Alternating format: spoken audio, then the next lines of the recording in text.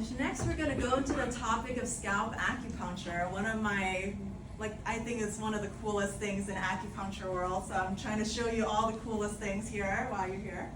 And with scalp acupuncture, they found that for where the acupuncture points are, there's a very strong correlation of how Western medicine sees where it is. For example, here's the motor cortex. That's where we have the motor line. And for patients that are coming in with mobility issues, we go with that. Where the cerebellum is in the back of the head, we also have balance acupuncture points. It's specifically for helping with balance. And I have seen this with patients. It's so freaking cool. They come over here, they could barely walk straight, and by the time they're done with your treatment, they can actually pretty much walk straight and be perfectly aligned and happy. And sometimes it's just within the span of one treatment. So I'm going to show you a picture, a video of what that looks like. Oh, is there a way to do volume here? Oops.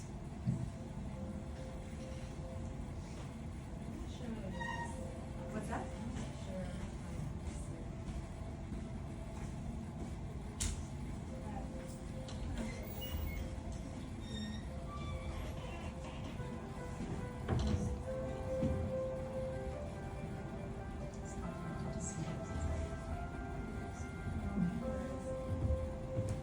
Anyway, you notice how she lifted her arm earlier, and she's having needles right on her scalp, right on the top of her head area.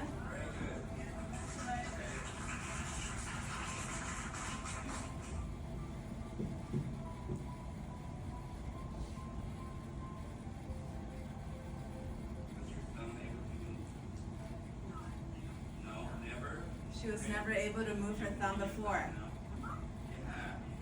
And then after the acupuncture treatment, she could move her thumb.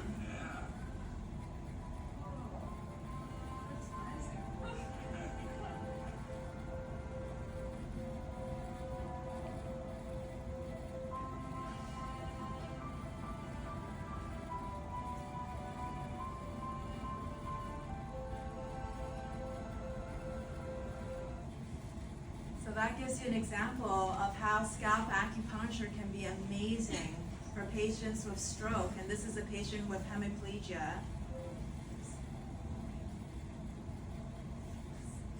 So a little bit about stroke. So I'm sure you guys have heard of the word stroke before because it's such a common thing. And there are two types of stroke. I don't know if you guys, some of you are in pre-med. I don't know how much you know about it, but there are two types of stroke. One is the ischemic stroke, and that's what most people think of when they hear the word stroke. And with ischemic stroke, what it means is that there's a blood vessel here, and there's a blood clot that's blocking it, and it's blocking that whole brain blood vessel. And within minutes, the brain cells begin to die.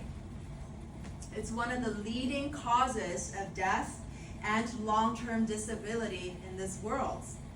And in the different type of stroke, hemorrhagic stroke, that's where the vessel is already weakened and it ruptures and the blood, it starts bleeding. The blood starts accumulating and it compresses on that surrounding brain tissue. Stroke is a very serious thing. I'm sure a lot of you know some relatives, older relatives that have it, or at least know a friend's family who are affected by that. And currently, the treatment that we have in Western medicine is, a drug called, it's a thrombolytic drug. It's called recombinant tissue plasminogen activator, or RTPA. And with this drug, one of the sad things about it is that it has to be given within 4.5 hours of stroke in order to be effective. That's a very small time frame. 4.5 hours only. And some people aren't even discovered in that time where they can send them to the hospital yet because they're like, well, I didn't know Grandpa fell. And one of the things that makes this drug a really difficult thing to use is that it often results in intracranial hemorrhage. So the drug that you're trying to do to save that person's life might have a side effect of intracranial hemorrhage, not the side effect you want. maybe nausea is not too bad to have, but not hemorrhage. And because of this time limit, because of the side effect, it really restricts the use of this RTPA drug.